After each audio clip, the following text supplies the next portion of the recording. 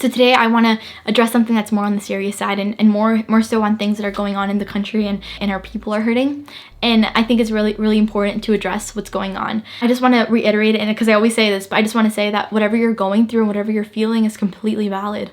And remember that, like, the only one that can tend what you're feeling is the one that created you. Racism and hatred begin because there's a lack of love. And there was a religious leader that asked Jesus what the greatest commandment was, because, you know, there was a lot of commandments, so he was like, I want to know which one's the most important. In Mark 12:30-31, Jesus replied, "You must love the Lord your God with all your heart, with all your soul, with all your mind, with all your strength." And the second one is equally important. Love your neighbor as yourself. No other commandment is greater than these. You know, when he was saying this, Jesus wasn't saying, like, he didn't tell us to love only the people that look like us, or the people that act like us, or the people that have the same opinions as us. We were made to love like he loves. And that means loving without ifs or buts. We need to stop giving conditional love, and we need to stop giving love to only those that act like us or that look like us. He loves us unconditionally, so we too have to give unconditional love to others. And if he knows everything about you, he knows down to the smallest detail about you. He knows how many hairs you have, and he knows how many, you know, all your thoughts. He knows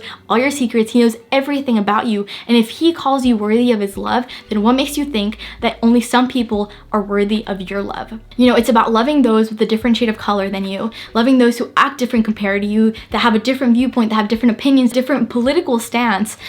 It's about loving everyone, and judging someone based on how they look or how they are is such a disservice, because you are judging a human being that is created in the very image of God. At the foot of the cross, everyone is equal. In Romans 2:11, it says, "For God does not show favoritism." When Jesus was dying on the cross, he wasn't saying, oh, you know, like, I'm only dying for this group of people, or for people that think like this, or for people that act like this. He was dying for everyone, for everyone has fallen short of the glory of God. There is no one that is good. And he loved us despite knowing what we would do, despite knowing our thoughts, despite knowing all of that bad stuff that's within us.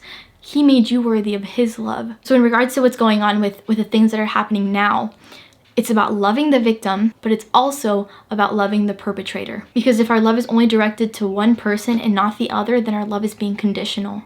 And I'm not saying to agree with what that person did.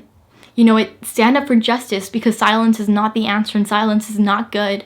But that doesn't take away the fact that you have to love everyone, that you have to love your neighbor, that you have to love everyone that you encounter, everyone that you meet, everyone that you hear about on the news. You have to love everyone, because that doesn't take away the fact that you're his kid. You were commanded to love everyone with no ifs and with no buts. Because when God said the greatest commandment, he wasn't saying, oh, you know, but they have to be like this. There are no requirements to his love. There are no requirements to God's love. And there shouldn't be any requirements to your love. And the only way you learn how to do more of that is by getting closer to him.